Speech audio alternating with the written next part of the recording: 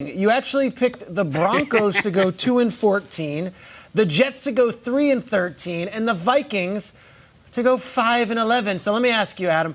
You make these picks. Everyone just says 10-6, 8-8. Da, da, da. You actually go out on a limb and give some negativity. Which fan base has been the loudest and really filling up your email box?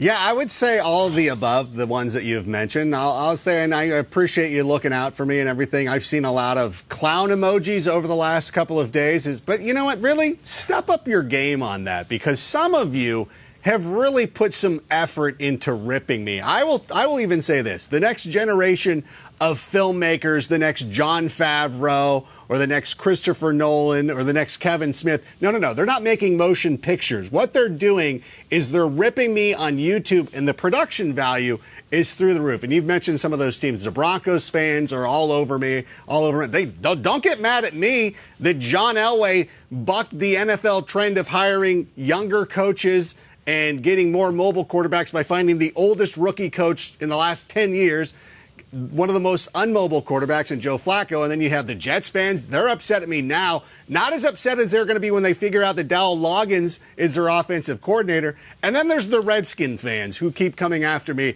Oh, you're an idiot. There's no way this team wins just 2 games. We're just going to win 6. But there's no, which is such a weird victory lap to be taking with all that. And by the way, Redskins fans, I will have you know, for years, I had to listen to you tell me that Bryce Harper was in the same category as Mike Trout. Bryce Harper is not in the All-Star game. Mike Trout is the best player in baseball, and I've had to live with that. So, you know what? There's some things going on, but through it all, Peter, we're making it through, and it's been a lot of fun.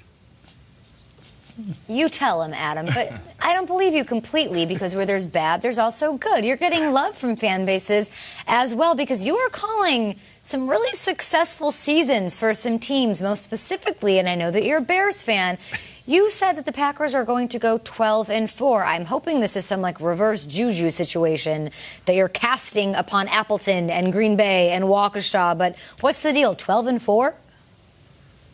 No, this is all sincere. I would never do anything as underhanded. I'm like Ric Flair when I'm approaching Sting and saying, no, this is all on the up and up. I'm really mad at Arn Anderson this time. But I will say this. There are a lot of things happening with Green Bay that I kind of like. I think that the switch at the head coach position is something that was needed. Mike McCarthy was there for 13 seasons. And sometimes it's just nice to have a little bit of a change, to go out there and get a new look at things. And, of course, when you're Aaron Rodgers, you think that he would embrace this opportunity, because he was in a very public breakup with Mike McCarthy. And you would think that he would go out and try to be on his best behavior like some kid who has his name on the chalkboard in school. You don't want to get that check mark. You don't want to be the problem. But all of a sudden, Aaron Rodgers can't help himself, and he's out there humble bragging or doing whatever he is. And I'm like, Aaron, I'm trying to believe in you. I'm trying to give you the benefit of the doubt. I think that this team can be really good. They've done a nice job of adding some pieces to that defense. And by the way, Packers, anytime you want to draft your own defensive players, why do you always have to go and try to cherry pick from the Bears? Last year it was Kyle Fuller, now it's Adrian. Just draft a guy for once instead of having to steal them from Chicago. But I guess that's a Milwaukee thing anyways, always trying to hone in on our game, but whatever.